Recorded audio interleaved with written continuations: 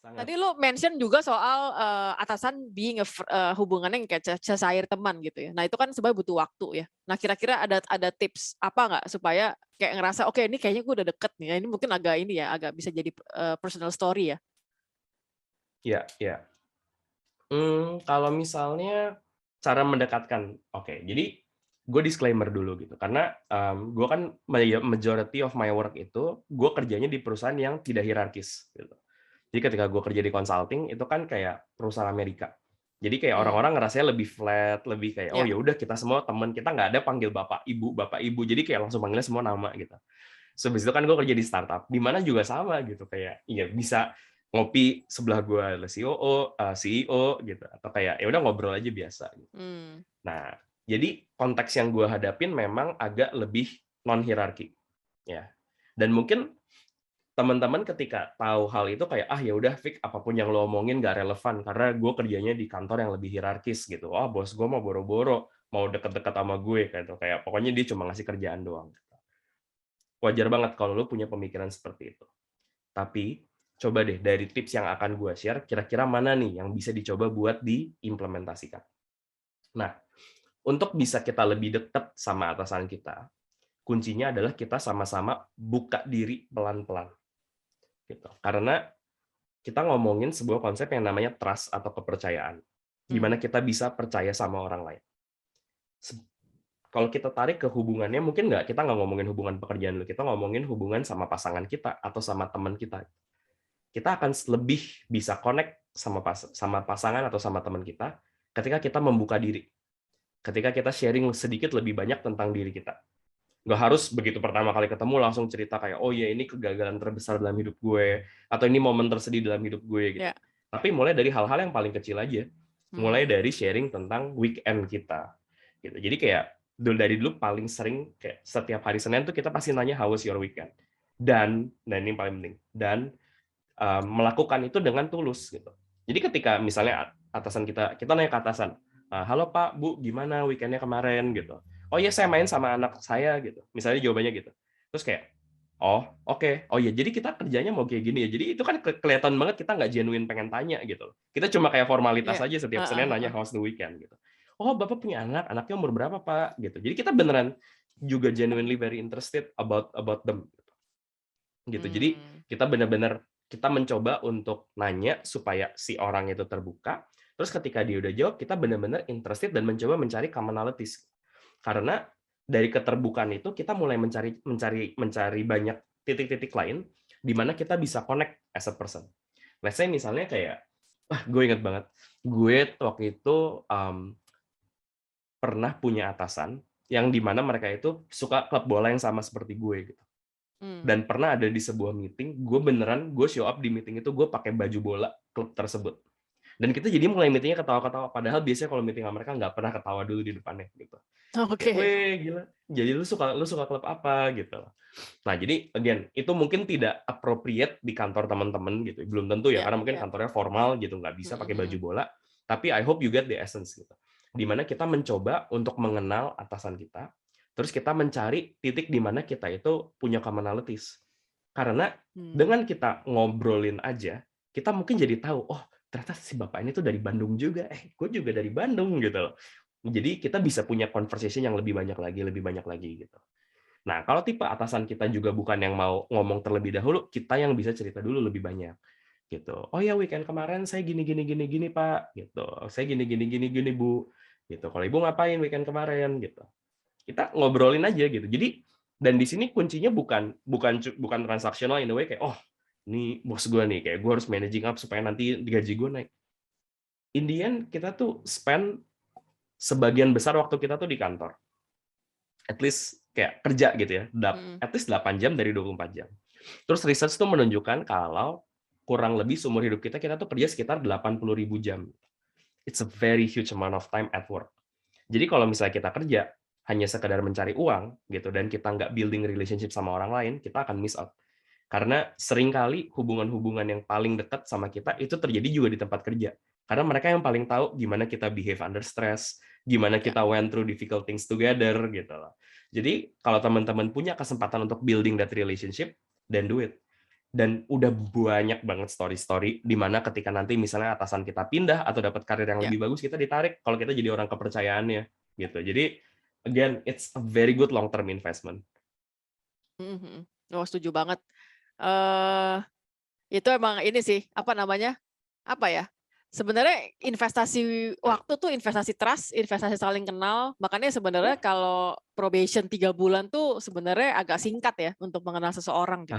Kayaknya baru baru kelihatan Sangat. tuh kayak 6 bulan apa mungkin 12 bulan gitu. Oke.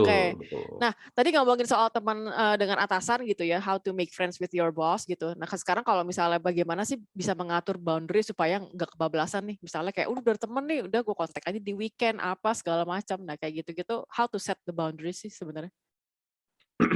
Oke. And this is an interesting topic gitu, karena, seringkali kan yang, ya apa ya, dan seringkali memang ini adalah subjek yang sering dibahas, tentang Hmm. batasannya tuh enaknya gimana sih antara atasan sama bawahan gitu. Mmm, Kalau menurut gue, batasan ini tergantung banget sama atasan teman-teman atau kalau lo adalah atasan gitu ya, kayak, apa ya, gimana lo nge-draw boundary-nya gitu. Kalau buat gue,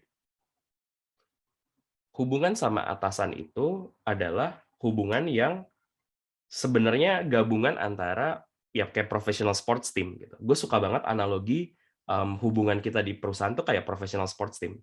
I Hmm. care about you, I like you, tapi yang paling penting adalah juga yang nggak kalah penting adalah performance-nya gitu. Itu mungkin yang akan membedakan antara hubungan pertemanan.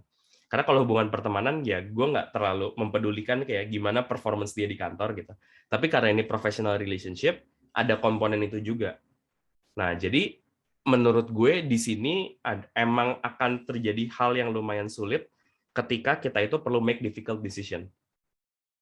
In a way Hmm. that misalnya kita deket, tapi jangan sampai kedekatan itu menjadi barrier buat kita untuk menjadi profesional dan mentolerir behavior-behavior yang tidak seharusnya dilakukan. Let's say misalnya karena kita sahabatan misalnya sama atasan, terus kita jadi kalau ke meeting telat, kalau kita submit sesuatu jadinya terlambat gitu. Nah, itu menurut gue adalah di mana boundary itu tuh perlu dibikin tuh di antara kita Hmm. sama manajer kita. Nah, biasanya yang kayak gini of course nggak dibahas secara eksplisit ya. Maksudnya kayak kayak gue sih belum pernah punya manajer yang kayak, gue tahu kita kan teman, tapi kita pasti punya boundary gini-gini. Gue belum pernah punya sih yang benar-benar Hmm. drawing boundary itu benar-benar se-eksplisit itu. Gitu. Nah, tapi di sini menurut gue yang lebih penting adalah kita fokus aja sama beberapa hal yang kira-kira ini tidak appropriate buat dilakukan. Contohnya tadi kalau misalnya Suli ngomong tentang nggak tentang di chat on weekend. Gue pernah punya kok seorang manajer yang gue deket banget, terus jadi gue ngechat dia di weekend, terus dia nggak bales. Oh, berarti dia itu nggak bisa di chat pas di weekend. Oke, fine. Then I don't chat on weekend. Gitu. Jadi memang ada elemen of trial and error-nya juga. Cuma Hmm. balik lagi, karena mungkin gue juga dari startup, gue biasanya kalau trial and error, gue mulai dari hal yang kecil-kecil terlebih dahulu. Gitu. Misalnya kayak tadi ya, bos gue tipe-tipe yang bisa diajak hangout nggak sih pas lagi weekend? Gitu. Ya jangan tiba-tiba langsung ngajak hangout atau ngajak staycation gitu. Kita coba aja dengan kirim chat dulu. Kalau chat aja nggak dibales, gimana kita mau ngajakin staycation gitu kan? Hmm. Jadi one step at a time gitu. Atau dia open nggak sih ngomongin tentang keluarganya? Ya udah, pas lagi kita nanya how's your weekend, kita tanya dulu aja. Weekendnya gimana? Oh, weekend saya sih biasa aja ya gitu. Ya ampun, kayak nge-share diri sendiri aja belum mau Iya. nih gitu loh. Heeh, Ya heeh. udah berarti kita belum bisa going lebih Heeh, heeh. dalam gitu. Jadi juga ada bagian di mana kita ngebaca situasi, kita bisa going deeper atau enggak ya. Karena yang namanya relationship ini kan perlu kita saling sama-sama terbuka gitu. Dan again, this is sering dulu tuh gue lumayan judgmental gitu ketika ada atasan yang kayak, kenapa sih gitu aja nggak ngejawab, kenapa sih gitu Heeh. aja nggak mau Langsung nge-share gitu berhenti kan. kan, nggak langsung berhenti, Langsung, iya bingung mau kan. nanya apa. Dan seringkali itu yang bikin kita trauma untuk building relationship sama atasan kita. Dari situlah semua asumsi tentang atasan gue nyebelin, atasan gue formal berasal. Karena satu momen seperti itu, kita bisa benar-benar selamanya anti gitu untuk building relationship sama atasan. Padahal bisa jadi atasan kita saat itu seperti itu karena mereka mungkin lagi punya masalah di hidupnya. Gitu. Gue baru Hmm. nyadar dan mungkin kayak ketika gue baru mulai kerja umur 20-an gitu. Punya atasan yang 30-an, gue baru nyadar gitu. Orang tuh kalau udah umur 30-an, masalah hidupnya mungkin tambah banyak gitu. Mulai perlu dealing sama orang tua yang sakit, mulai perlu dealing sama anaknya, mulai perlu dealing sama kesehatan dirinya sendiri gitu. masalah-masalah yang mungkin ketika masih muda kita nggak bisa relate gitu sama Ya. orang-orang yang lebih senior dari kita. Jadi kita asumsi kayak, lah kesibukan lu kan kerja juga sama kayak gue gitu. Kenapa lu harus nyebelin kayak begitu? Gitu. Mhm, Padahal mhm. bisa jadi dia tuh lagi ada something going on in their life yang kita nggak tahu. Dan mereka sungkan untuk sharing hal seperti itu. Karena gue tahu orang-orang juga yang kayak sebagai manajer, dia tuh kayak, gue nggak mau sharing kalau anak gue tuh lagi sakit keras, karena gue nggak mau nggak profesional. Gitu.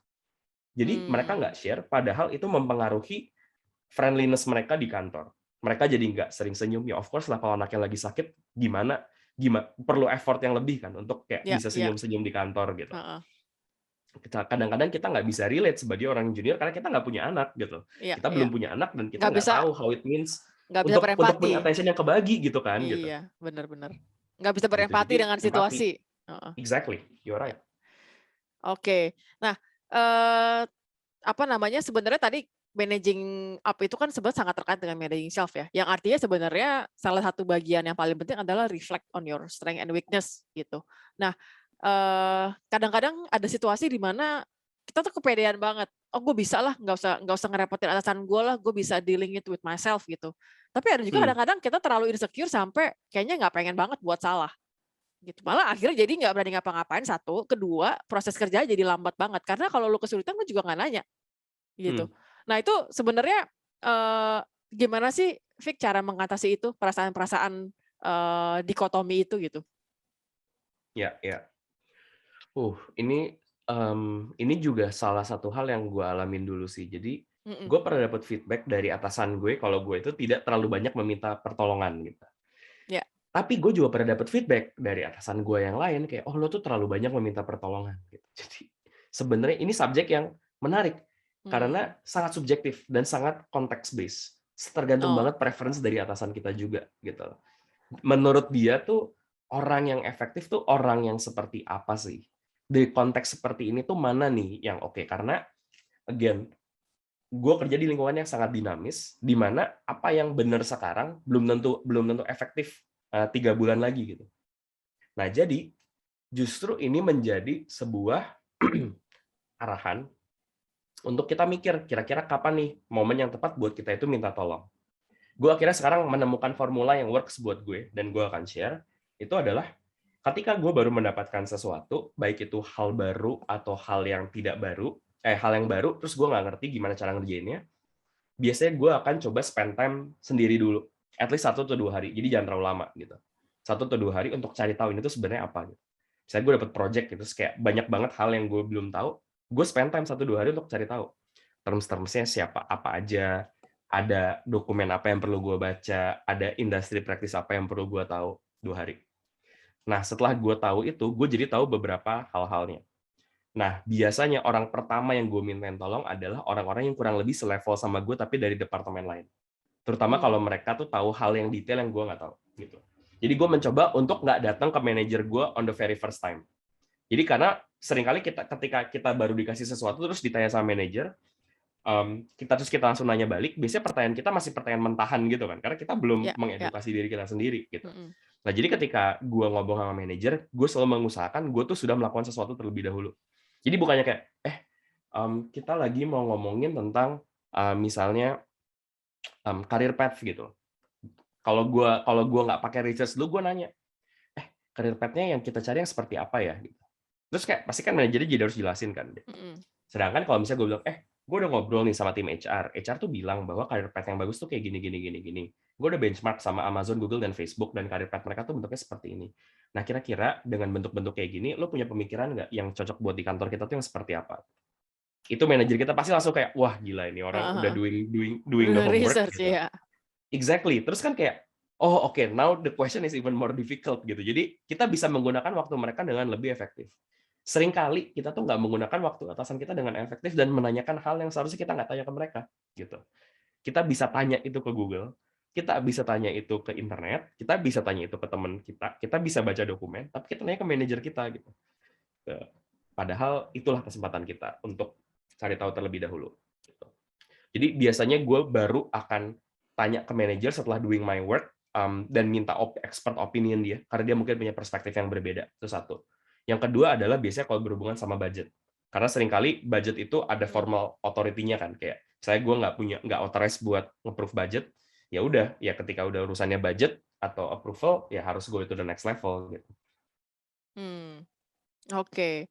Wah, banyak banget nih ceritanya nih ya. Nah mungkin Banyak ya. terakhir sebagai pertanyaan penutup, ada nggak word of Boleh. wisdom terakhir nih untuk bawahan nih, how to manage up? Oke, kalau how to manage up, menurut gue just take it one step at a time. Take it Kalau one step at a misalnya time. hari ini teman-teman dengerin dan ini adalah sebuah konsep yang sangat baru, nggak apa-apa. Diterima dulu aja, dicoba di-digest terlebih dahulu, dan yang paling penting adalah coba praktekin satu hal aja yang akan lo proactively lakukan sebagai seorang bawahan.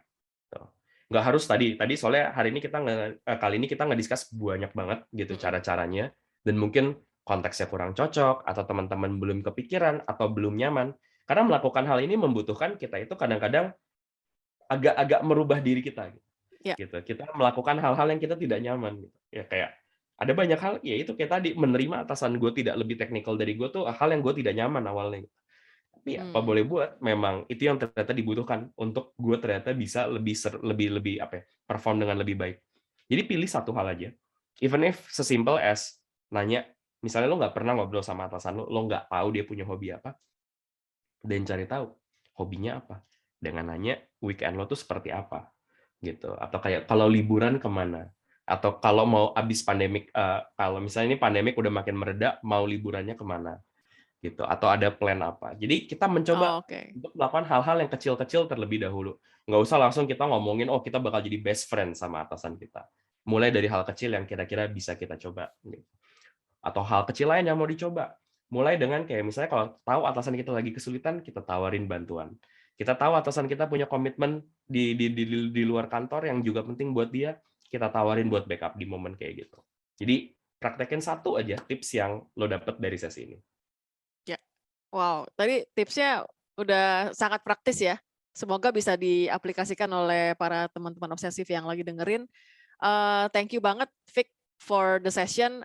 Very inspiring. Banyak banget pelajaran yang kita bisa dapat dari sini ya. Walaupun istilahnya masih baru nih, managing up. Biasanya kan kita jadi bawahan kayak, apalagi di budaya Indonesia ya, yang kayaknya masih populer tuh ABS asal bos senang gitu. Nah ini semoga dengan dengar kayak gini, ya sebenarnya bukan gitu poinnya ya. Kalau kita punya atasan, it's something, hubungan itu adalah dinamika yang bisa saling didiskusikan gitu. Tapi kita juga harus ada effort untuk mau mencoba mengenal gaya kerjanya, terus kemudian personality-nya kayak apa. Karena at the end of the day kayaknya semua atasan adalah human juga sih. Jadi kalau cuman mau tahu bahas cuman hanya mau kerjaannya aja, nah itu mungkin yang akan jadi complicated tuh.